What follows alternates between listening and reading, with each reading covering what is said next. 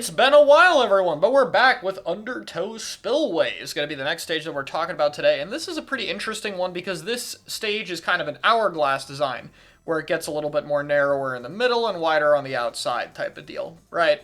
Or you could say it's anvil-shaped with how I drew that at that point.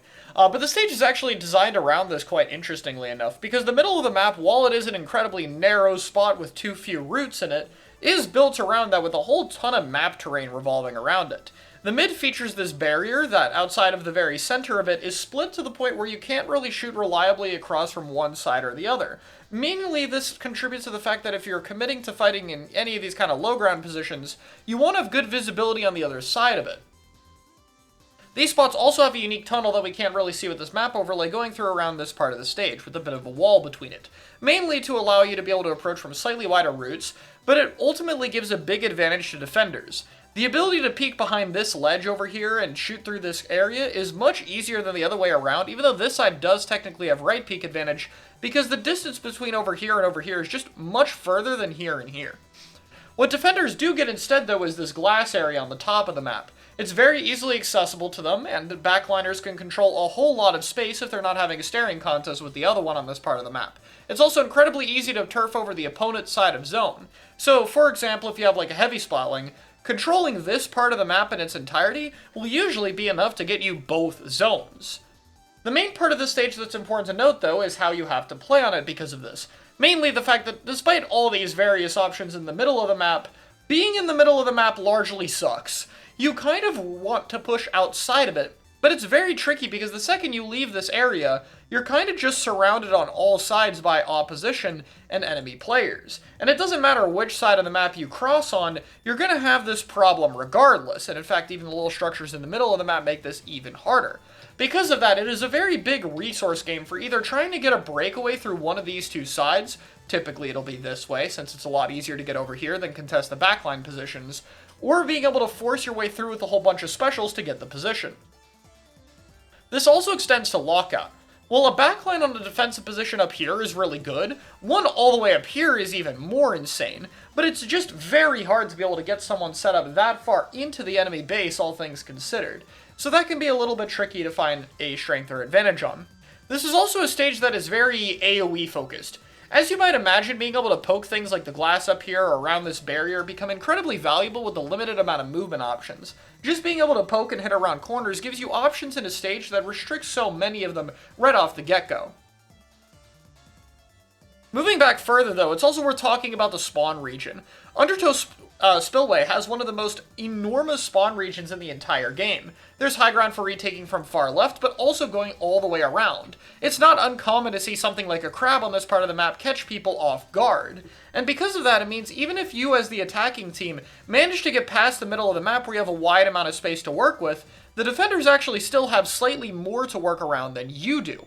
The defenders do have one big disadvantage when it comes to this map, though, and that is one-way drops, another one of Splatoon's favorite map design blunders. We have a sponge here to go back on that's actually pretty solid, but outside of that you have an uninkable ramp and, well, nothing over here.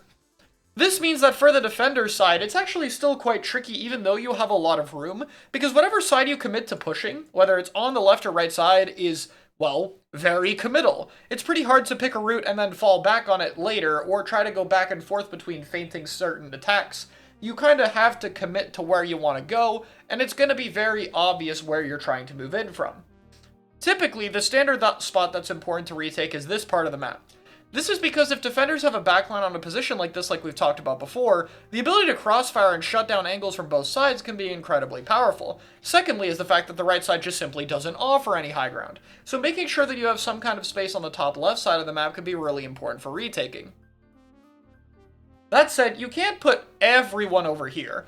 The amount of cover that's present with this pillar, as well as the ability to back cap zone and use these walls as cover, does mean that any kind of space gotten on this right side of the map is fairly powerful, and defenders want to hold this pretty well, especially given there's a lot of powerful AoE positions under these ledges, so it's pretty easy for these types of weapons to be set up in positions like this to be able to hold map control. The most important thing, though, is not retreating. This is kind of the main thing that matters for this map. If you're being pushed from someone defending trying to push in, and you back up into the middle of the map, you will enter the box that we have just talked about very early in this video that you want to avoid. The number one thing that's important when holding this map is not getting pushed too far back over here. Having a support behind the zone or an anchor too far back can all be big problems as to what allows the enemy team to get back in. Even a position like this, which is relatively solid sometimes on defense, doesn't really restrict the enemy team from getting most spots of the map that effectively.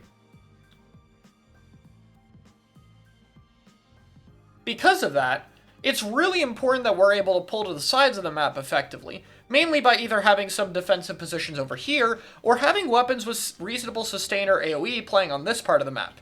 Being able to retreat into this corner and hold it, or stall it out to some extent, can be really good, or even better if you're able to retreat at this corner with more AoE in line of sight.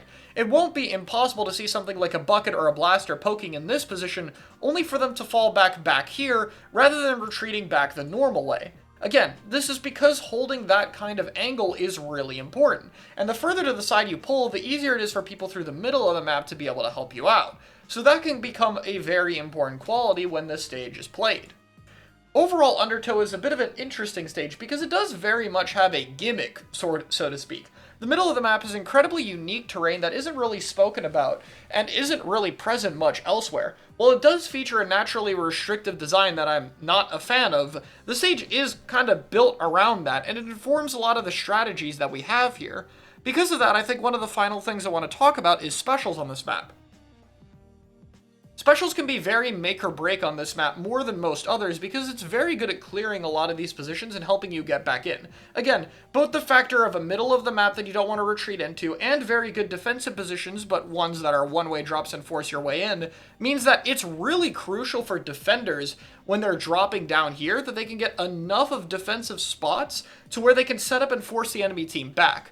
Because of that, specials that can hold down an area effectively, such as a crab tank on this part of the map, or being able to set up something like strikes or Booyah Bomb or other heavy displacement specials to clear certain high grounds or other hard to reach parts of the stage can be incredibly important. And that of course plays into the defenders of having to do kind of bait and switches. For example, having an anchor here back off if you have a frontline sharking in the corner to punish people who drop in afterward.